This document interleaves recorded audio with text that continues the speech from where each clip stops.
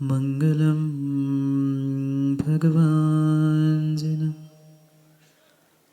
मंगलम प्रथमाचार्य मंगलम ऋषभेश्वर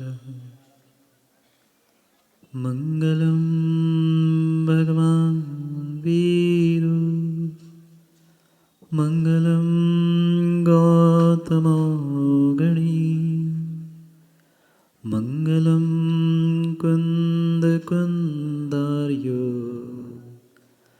जैन धर्मोस्तु मंगलम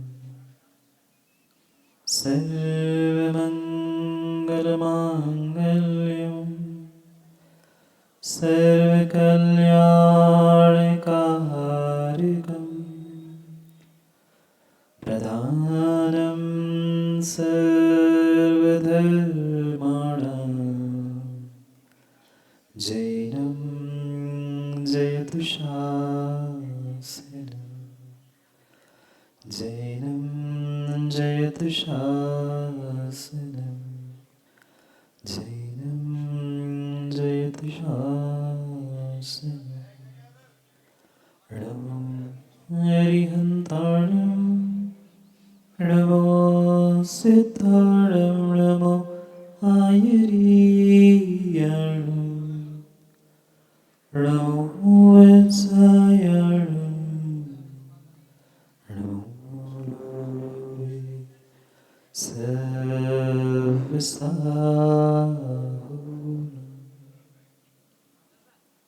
अनंत अनंत परम सिद्ध भगवान की 1008 श्री आदिनाथ भगवान की 1008 श्री नेमिनाथ भगवान की जय हो।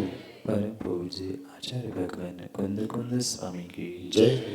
परम पूज्य आचार्य भगवान गुरुवर विशुद्ध सागर जी महाराज की जय हो। सनातन जैन धर्म की जय हो। परम पूज्य श्री शुक्र सागर जी महाराज के, परम पूज्य मुनिवर श्री प्रणत सागर जी महाराज के, प्रणीत संघ के नमोस्तु सत्संग। अद्वितीय वर्धमान स्वामी के शासन में हम सभी रचते और उनकी यह पावन पीयूष देशना हम सभी के लिए परम उपकारी। अनादिकाल से हमारी इस आत्मा में जो जन्म जरा और मृत्यु रूपी रोग लगे, उन रोगों का उपशमन करने वाली कोई परम औषधि है तो वह एकमात्र यह जिनवाणी। भव्यात्मा, जब किसी के घर में माँ कोई अतिथि आता है तो आप कितनी तैयारी करते हैं, और मायके से आने वाला हो तो और थोड़ी सी विशेष अतिथि, और उसमें भी और कोई विशेष व्यक्ति विशेष अतिथि आने वाला है तो उसके लिए और विशेष तैयारी होती है। और पता चला राणा जी कि आपके घर में मोदी आने वाले, वे कमल मोदी नहीं, नरेंद्र मोदी आने वाले हैं, तो कितनी तैयारी करोगे? माँ, अंतर है ना तैयारी में। कोई आता है तो मात्र वही बेडशीट ठीक की जाती है, कोई आते हैं तो बेडशीट पिलो कवर चेंज किए जाते हैं, और मोदी जैसे कोई आए तो पूरा इंटीरियर भी चेंज हो जाता है। फिर सोचो विचार करो, इस उज्जैन में 3 लोक के नाथ तीर्थंकर अवतरित होने वाले हैं। आप लोगों को कितने उत्साह और आनंद के साथ उनकी आगवानी की तैयारी करनी है। आज वह दृश्य आप सभी देखेंगे जहाँ साक्षात नेमी कुमार बनने वाले तीर्थंकर माँ के गर्भ में अवतरित हो गए। धन्य है वे माता पिता, धन्य है वे माता पिता जो तीर्थंकर बालक को अपने गर्भ में और अपने आंगन में प्राप्त करेंगे। क्या सौभाग्य और क्या पुण्य होगा माँ माँ माँ का क्या सौभाग्य होता होगा जो एक संतान को गर्भ में धारण करते हुए जन्म देती है, और फिर उस माँ शिवा देवी का क्या सौभाग्य होता होगा जो बनने वाले तीर्थंकर नेमी कुमार को आज अपने गर्भ में अवतरित करने वाली है। वह कार्तिक शुक्ला षष्ठी का दिन रात के अंतिम प्रहर में, दिन का पहला प्रहर प्रारंभ ही होने वाला था। ब्रह्म मुहूर्त के समय में वह एक से एक उत्कृष्ट 16 स्वप्नों को देखती है। आप लोग देखते हैं सपनों को? आप लोग देखते हैं सरदारमल जी सपनों को?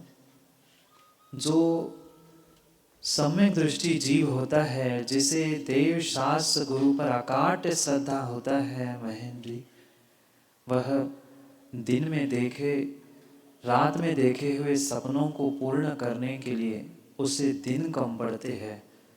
और जो बुद्धिहीन विवेकहीन होता है वह अपने उन दिन में देखे हुए रात में देखे हुए सपनों को पूर्ण करने का कभी प्रयास ही नहीं करता।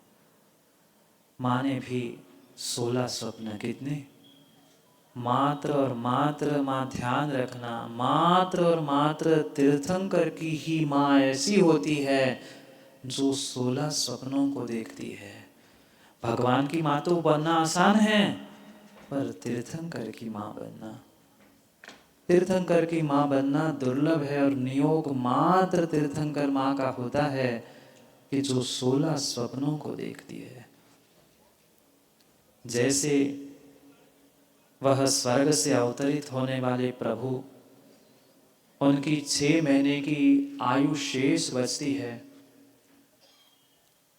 नगर में सर्वत्र आनंद उत्साह के साथ साथ वह कुबेर रत्नों की वर्षा करता है। कहाँ बैठे कुबेर जी? कितने रत्न बरसाए? कितने रत्न बरसाए अभी तक? 6 महीने लगातार, गर्भ कल्याणक के पूर्व की बात कह रहा हूँ। 6 महीने लगातार, एक नहीं, 2 नहीं, किलो 2-4 किलो नहीं, 3.5 करोड़ रत्न एक समय में और दिन में 3-3 बार। और ऐसे 6 महीने पहले रत्नों की वर्षा बनिया है ना। आप लोग हिसाब कर लो, हिसाब कर लो, हिसाब कर लो। एक समय में 3.5 करोड़ रत्न, ऐसे दिन में 3 बार रत्नों की वर्षा। और 6 महीने मतलब कितने दिन? गुना 3 गुना 3.5 करोड़। गणित नहीं लगा पाओगे, आपका कैलकुलेटर और मोबाइल भी फेल हो जाएगा। इतने रत्न तीर्थंकर जन्म लेने से पहले ही बरसते हैं, और 9 महीने तो जन्म गर्भ के बाद तो 9 महीने तो बरसते ही बरसते हैं। क्या वो जीव का पुण्य होगा? क्या वो जीव का पुण्य होगा? क्या वो तीर्थंकर का पुण्य होगा? विचार करो। कर लिया गणित? सत्यम कर लिया गणित? 3.5 गुना 3 करोड़। शून्य तो भले ही बाद में लगाना, पर एक महीने के 30 दिन, ऐसे 6 महीने 18,000। अब करोड़ तो आगे के शून्य तो गिनती नहीं है। 3 गुना 3 9, आधा छोड़ दो। 3 गुना 3 9, और 6 महीने के दिन, एक दिन का भी हिसाब करना संभव नहीं है। ऐसे ऐसे रत्नों की, और जो आप अंगूठी में पहने हो ना, इतने छोटे छोटे नग नहीं, ऐसे बड़े बड़े रत्नों की वर्षा। क्या वो दृश्य होता होगा? वह सौरीपुर की वह नगरी, जहाँ समुद्र विजय और शिवा देवी दोनों उस रात्रि में सोते ही जैसे ही स्वप्न देखते हैं, सुबह उठकर वह स्वामी से पूछती है कि स्वामिन, मैंने आज ये अद्भुत बात क्या देखी। पहली बात तो मैंने एक के बाद ये सुंदर 16 स्वप्न देखे, कहीं लक्ष्मी, कहीं हाथी, कहीं निर्धूम अग्नि, रत्नों की राशि, मुझे समझ में नहीं आता। जबकि तीर्थंकर की माँ भी बहुत बहुत बहुत ज्ञानी होती है, पर फिर भी स्त्री की मर्यादा होती है। स्त्री कभी भी अपने स्वामी, अपने पुरुषों के आगे, पत्नी के पति के आगे नहीं बोलती। पूछती है कि स्वामिन आप बताइए, मैंने ये स्वप्न देखा है। और जैसे ही स्वप्न बताते हैं, वह समुद्र विजय पिता भी खुश होते हैं, आनंदित होते हैं। और वह कहते हैं और क्या देखा तुमने? कहते मैंने जैसे 16 स्वप्न देखे, मैं नींद से उठ ही रही थी, उतने में मैंने अनुभूत किया एक आकाश मार्ग से सफेद हाथी दौड़ते हुए आता है और मेरे मुख से मेरे पेट में पहुंच जाता है। वह समुद्र विजय कहते हैं नारी, हे नारी, आज तक तू मात्र नारी थी, महिला थी, आज तूने अपने इस महिला और नारी पर्याय को धन्य किया। वह जन्मने वाले तीर्थंकर भगवान तुम्हारे कुक्षी में आज प्रवेश कर चुके हैं। कार्तिक शुक्ला षष्ठी की वह प्रातः की बेला, एक सामान्य बालक का गर्भावतरण होता है, माँ कितनी खुशियाँ होती है। फिर उनके नगर में, उनके घरों में और उनके परिवार में क्या खुशियाँ छाई होगी।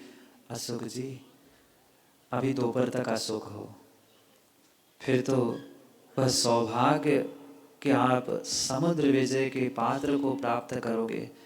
एक नहीं, जितने जितने पात्र बैठे हैं, ध्यान रखना, मंच माला मिले ना मिले, पर सीमेंट हमारे भाव ऐसे ऐसे ऐसे भाव बनाने का प्रयास करो कि अगली पर्याय साक्षात हम देवों की प्राप्त करें और किसी विदेह में जाकर तीर्थंकर के पंच कल्याणक मनाने का सौभाग्य करे।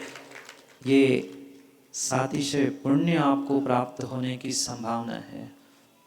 वे 9 दिग देवियां 9 दिशाओं से पहुंचती है, अष्ट कुमारियां पहुंचती है। किस लिए? उस तीर्थंकर बालक की माँ के गर्भ का शोधन करने के लिए। क्योंकि तीर्थंकर भगवान किसी मल के पिंड में नहीं रहते, किसी मल के पिंड में नहीं रहते, पर नियोग होता है कि माँ के गर्भ में आए बिना जन्म नहीं, भगवान बनना संभव नहीं है। इसलिए वह तीर्थंकर बालक भी माँ के गर्भ में तो आते हैं, पर वह दिक कुमारियाँ, अष्ट कुमारियाँ उस मल का शोधन करती है। क्योंकि देव और देवियों में तो इतनी शक्ति होती है, वे बिना पहुंचे, बिना देखे ही सब कुछ कर सकते हैं। उन्होंने उस गर्भ का शोधन किया और प्रतिदिन, क्योंकि माँ जो खाएगी वह झूठन तीर्थंकर भगवान को ना, नहीं, उनके शरीर को भी, गर्भ को भी स्पर्श नहीं हो पाता।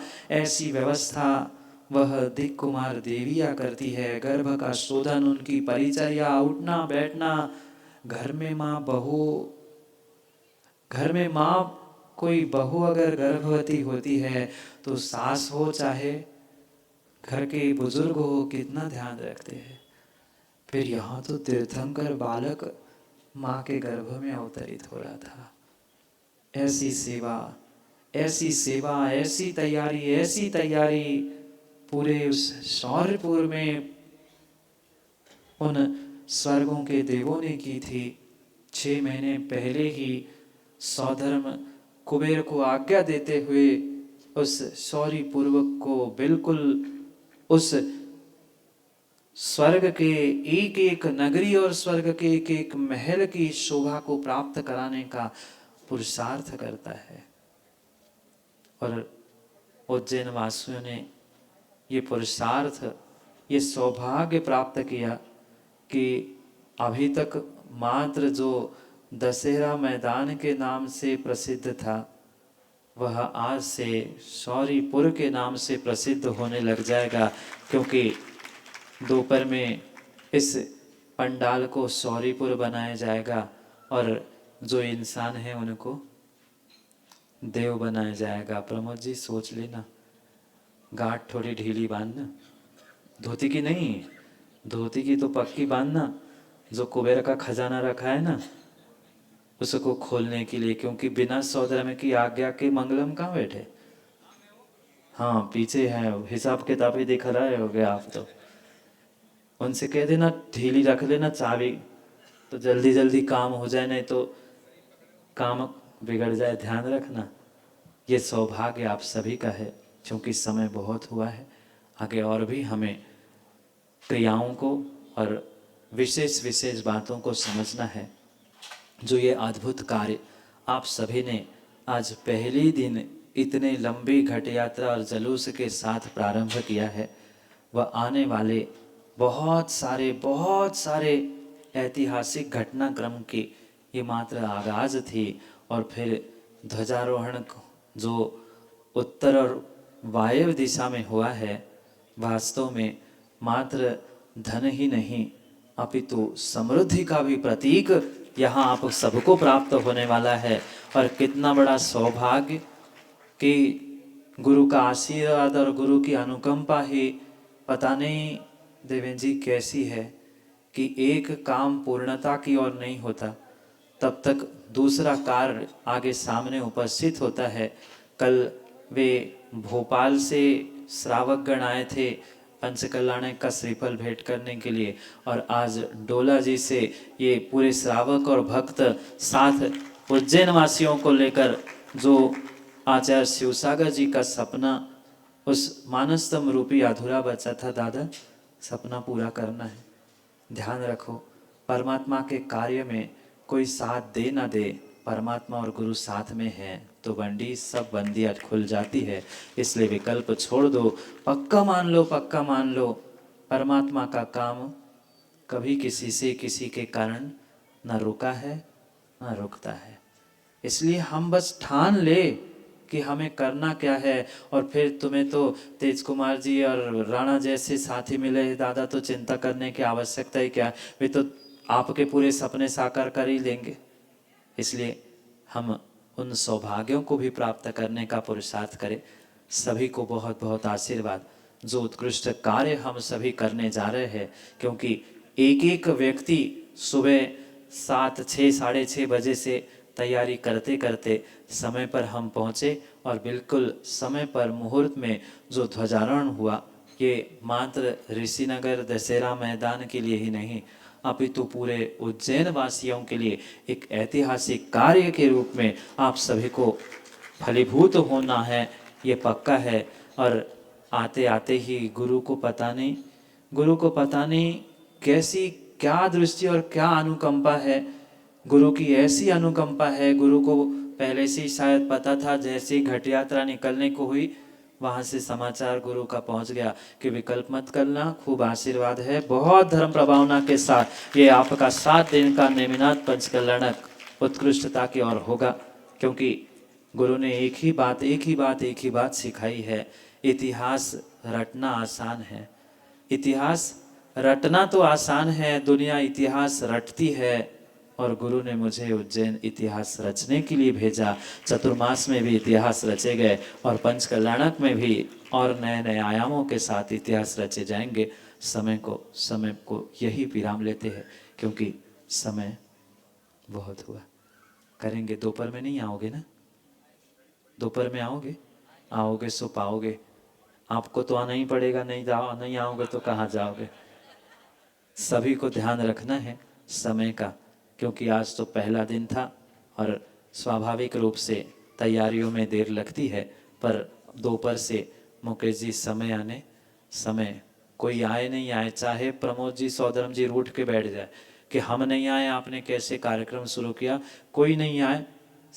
प्रतिष्ठाचार ही सौधर्म होते हैं, प्रतिष्ठाचार ही सब कुछ होते हैं। आप तो काम हाँ प्रमोद जी नहीं तो फिर भूल जाएंगे, फिर क्षमा कर देना, गलती हो गई, काम बन जाएगा। इसलिए कुछ नहीं, समय का ध्यान रखते हुए सभी उस पाषाण से परमात्मा की यात्रा को देखने का और सहभागी होने का पुरुषार्थ करें। क्योंकि पीयूष भाई पुनः पुनः ये सौभाग्य मिले संभव नहीं है। उस दिन भी कहा था, कह देना नयापुरा वालों को, भगवान छोड़ के गए ऐसा नहीं होगा। अगर नयापुरा वाले नहीं रहेंगे तो वे साथ भगवान वैसे ही रखे रहेंगे। सभी से कह देना, हाँ अभी तो कुछ हुआ नहीं तो पंडित जी को निर्देश दे दूंगा, कोई नहीं आए तो मंदिर में करो तो भगवान वैसे ही रखेंगे। हम भगवान विराजमान कर रहे हैं, उनको सौभाग्य मनाना चाहिए। जो प्रतिमा विराजमान करने वाले हैं पुण्यार्जक, उन्हें एक एक को सौभाग्य मनाना चाहिए कि कितना हो भाग्य, कितना हो भाग्य कि जीवन की पूंजी और धन लगाते हुए हम परमात्मा की प्रतिमा को विराजमान करने का सौभाग्य प्राप्त कर रहे हैं। इसलिए चाहे छोटे हो चाहे बड़े हो, सभी ध्यान रखें कि भगवान की भक्ति में कोई छोटा कोई बड़ा नहीं होता। चाहे मंच के नीचे बैठकर चाहे मंच के अंदर बैठकर कहीं भी पूजा कर लेना, पर हृदय में अगर परमात्मा है तो तुम्हारी नीचे बैठी हुई भक्ति भी फलीभूत होगी। और ऊपर भाव नहीं बन रहे हैं, फोटो दिख रहे हैं तो काम नहीं हो सकता। इसलिए समय को समय पर समझने के लिए सबके लिए आशीर्वाद के साथ यही समय पे मिलने की भावना, क्योंकि समय पे किया गया काम समय को दिलाता है। बोली भगवान महावीर स्वामी की।